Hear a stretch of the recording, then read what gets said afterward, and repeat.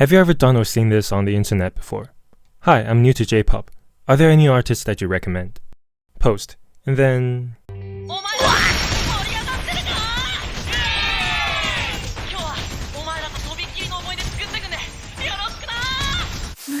Yeah, well that's what happens when you nonchalantly ask for recommendations.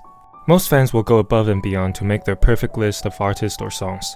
But more often than not, it reflects their music taste instead of being friendly to beginners. So I've decided to pick 10 mainstream artists from 5 categories of male and female singers, bands, music units, to idols, which will help you find your own niche or expand your profile in J-pop. Before I start, let me explain the thought process behind my selections. Each category will have 2 artists. While both are popular, one of them will be the quintessential pop star that is more accessible to most audiences, while the other one has slightly more character and edge that sometimes aren't for everyone. Once you decide which category and style you like, from that point on you can branch out for more similar artists. Let's start with male singers.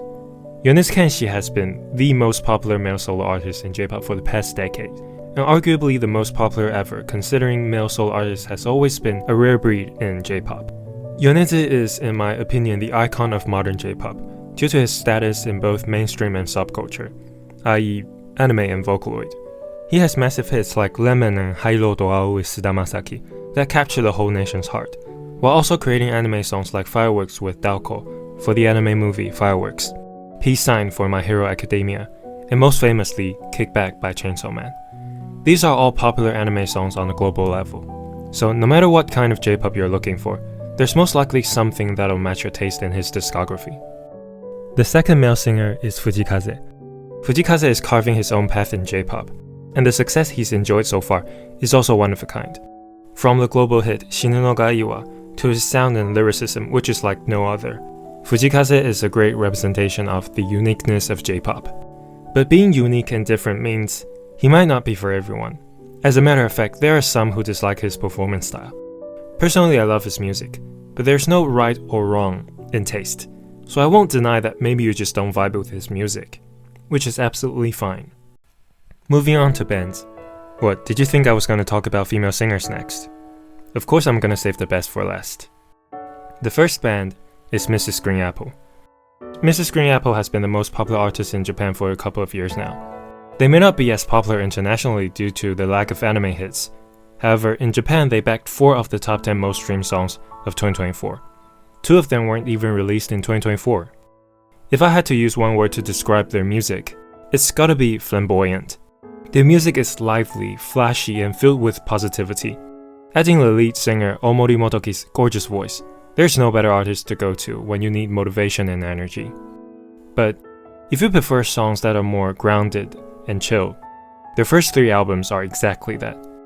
Some of the most important songs in my life are also from those albums.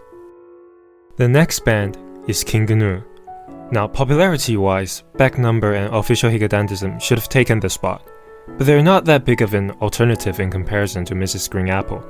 King Gnu, on the other hand, is probably the best representation of mainstream Japanese alternative rock bands right now. Their music style is on full display with their breakout hit Hakujitsu and anime hit Special from Jujutsu Kaisen. If you like either one of them, there are a lot more amazing pieces of similar music in their discography. While King Gnu is a pretty friendly entry point for Japanese rock, no matter what language it is, rock will never be for everyone, especially the more hardcore ones. But if Japanese rock is your jam, One Ok Rock and Asian Kung Fu Generation should be the next on the list. Moving on to music units. There's actually no correct way of defining music units, so as long as a vocal is paired with one or multiple producers, I count them as music units. Anyway, the first one is YOASOBI, and the next one is... just joking. Look, there's really not much I need to say about YOASOBI. They are the most popular J-pop artists internationally. Their music is specifically engineered to be universally catchy, no matter if you understand the lyrics or not. They are the pinnacle of pop. If you don't like them, you don't like Japanese music. Just kidding, but true to some extent though. Their influence on the J-pop scene in the past few years has been massive. If anything, we'll probably see more new artists in the coming years that sounds like them. YOASOBI's music is predominantly about vibing and having a great time, but the next music unit is more about emotions and vulnerability. Their name is Yorushika. Yorushika's popularity within Japan almost rivals YOASOBI, but unfortunately not the case among international listeners. The reason is simple. YOASOBI is like chocolate, easy to enjoy and highly addictive, whereas Yorushika is more like tea. You like it or you don't, but if you do, it warms up your body and soul. Anyone can vibe with YOASOBI's poppy EDM music, but with Yorushika, sure they have occasional hits like Tate Kimi ni Hare or Haru, but their biggest strength lies within their ability to connect with the listeners on an emotional level, whether that is through the producer Nabuna's music or lyrics, or the vocalist's sweet comforting voice. Their style of music is already harder to appreciate, and take away their lyrics, it's understandable if you have a hard time liking them. But if you click with their music, it could be life-changing. Next up are idols. Generally speaking, Japanese idols aren't the most beginner-friendly category, unless you're solely about their music, or have experience with K-pop or anime idols. Because the sheer amount of information you need to appreciate them fully is often overwhelming. But if you're determined, allow me to guide you. The first one is Nogizaka 46. AKB48 might be the most famous idol group internationally, but considering their relevancy and longevity both individually and collectively, I believe Nogizaka 46 has taken the title of the quintessential Japanese idol. The theme of Nogizaka 46 is elegance, which is often showcased in their uniform, their selection of members, their choreography, and their music. Speaking of music, it's undeniable that when it comes to idols, music often becomes secondary and generic. While I won't deny some Nogizaka songs are stereotypical idol music, they do have a lot of great songs. I would know that because they were one of my most listened artists a few years back. If you're about investing in a group, Nogizaka has plenty of history and members to be the one. But if you're here for music, Shiritsu Ebisu Chugaku and Momoiro Clover Z are decent choices to expand upon. The next idol group is Nogizaka's edgy sister, Keyakizaka 46. Keyakizaka 46 took Japan by storm back in 2016 with their rebellious energy and music style, which was during that time unheard of on the mainstream level. Unfortunately, they have since then lost their identity and rebranded into Sakarazaka 46, for reasons I won't specify in this video. That being said, I would still recommend you to listen to their songs like Silent Majority and Fukyo Waon, because their discography during the Keyakizaka era is truly timeless. And if you enjoy Keyakizaka's music, you'll unlock a whole new territory of unconventional idol music, like Bish or Atarashi Gakko. And that brings us to the last segment, female singers.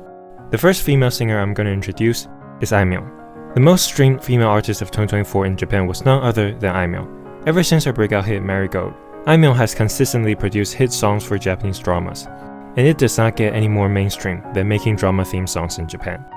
However, it is an entire different story internationally. Aimyon's lack of involvement with anime plus her shift in music style that focuses more on lyrics than melody in the last few years made her significantly less popular among overseas listeners. Still, Aimyon is currently the most popular female singer-songwriter in Japan, and her music has always been easy to listen to, which makes her a great entry point for female singers like Millet or Aiko.